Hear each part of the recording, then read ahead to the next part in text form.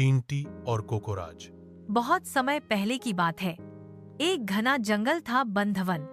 वहाँ पेड़ इतने ऊंचे थे कि उनके सिरे बादलों से बातें करते थे और बेलें इतनी घनी थीं कि दिन में भी अंधेरा लगता था। इसी जंगल में रहता था एक रहस्यमय प्राणी कोकोराज। कोकोराज न तो जानवर था न इंसान। उसके शरीर पर मोर जैसे रंग बिरंगे पंख थे और उसकी आंखें चांदनी की तरह चमकती थीं। लोग कहते थे कि वह जंगल का रक्षक है। उसकी आत्मा जंगल की मिट्टी, हवा और नदियों से बनी है। उसी जंगल के एक पुराने पीपल के पेड़ की जड़ों के नीचे एक चींटी की बस्ती थी। उस बस्ती में रहती थी एक छोटी सी चींटी टिन्नी। टिन्नी बाकी चींटियों से अलग थी। वह सबसे तेज नहीं थी, न ही सबसे ताकतवर, लेकिन उसमें एक खास बात थी, जिज्ञासा। जब बाकी चींटियां कतार में चलती थीं, टिन्नी रुककर पत्तों को गिरते देखती, हवा की सरसराहट सुनती और मधुमक्खियों की भनभनाहट पर ध्यान देती। एक दिन बारिश का मौसम आया और एक भयंकर तूफान बंधवन के ऊपर टूट पड़ा। हवाओं ने पेड़ झुका दिए, नदियां उफन पड़ी और बिजली जमीन को चीरती चली गई। टिन्नी की चींटी बस्ती भी तबाह हो गई। सुरंगें गिर गईं, खाना बह गया और कई चींटियां घायल हो गईं। रानी चींटी ने सभा बुलाई। हमारा घर फिर से बनाना होगा, उसने कहा, लेकिन उसके लिए हमें सोने की रेजिन चाहिए। वो रेजिन जो ऊंचे पेड़ों की सबसे ऊपरी शाखाओं पर मिलती है। रेजिन एक चिपचिपा पदार्थ था जो बहुत मजबूत होता था।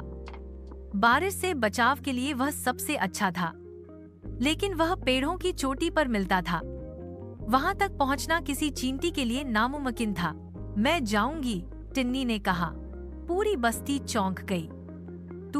तू तो सबसे छोटी है, तू वहां कैसे पहुंचेगी? लेकिन रानी ने टिन्नी की आंखों में कुछ देखा, हिम्मत, संकल्प और विश्वास। जा बेटी, रानी ने कहा, जंगल तेरा मार्गदर्शन करे। अगली सुबह टिन्नी निकल पड़ी। रास्ता कठिन था, पेड़ की छाल फिसलन भरी थी और ऊपर जाते जाते ठंडी हवा चलने लगी। हर कदम के साथ उसका शरीर थकता गया, लेकिन उसका दिल मजबूत बना रहा। तीसरे दिन जब वह एक मोटी शाखा पर पहुंची, उसने वहां कुछ अजीब देखा। रंग बिरंगे पंख, चमकते पत्थर और लताओं से बनी एक वेदी। तुम बहुत दूर आ गई हो, नन्ही चींटी, एक मधुर आवाज आई। टिन्नी ने ऊपर देखा, वहां था कोकोराज। वह बहुत सुंदर था, उसकी आंखों में सितारे चमक रहे थे और उसके आसपास तितलियां उड़ रही थीं। हे कोकोराज, टिन्नी ने सिर झुकाया, मेरी बस्ती खतरे में है, मैं सोने की रेजिन लेने आई हूँ। कोकोराज ने पूछा, तुम्हारे सबसे मजबूत साथी कहाँ हैं? वे डर गए, लेकिन मुझे डर से ज्यादा अपनों की चिंता है, टिन्नी ने उत्तर दिया। कोकोराज मुस्कुराया, तुम्हें रेजिन चाहिए तो पहले 3 पहेलियां हल करनी होंगी। अगर गलत उत्तर दिया तो तुम वापस नहीं जा पाओगी। टिन्नी कांपी, लेकिन पीछे नहीं हटी। पहली पहेली, मैं हमेशा भूखी रहती हूँ, मुझे हमेशा खाना चाहिए। मैं जितना खाती हूँ उतनी तेज जलती हूँ, लेकिन अगर पानी दो तो मर जाती हूँ। मैं क्या हूँ? टिन्नी ने सोचा। यह तो आग है।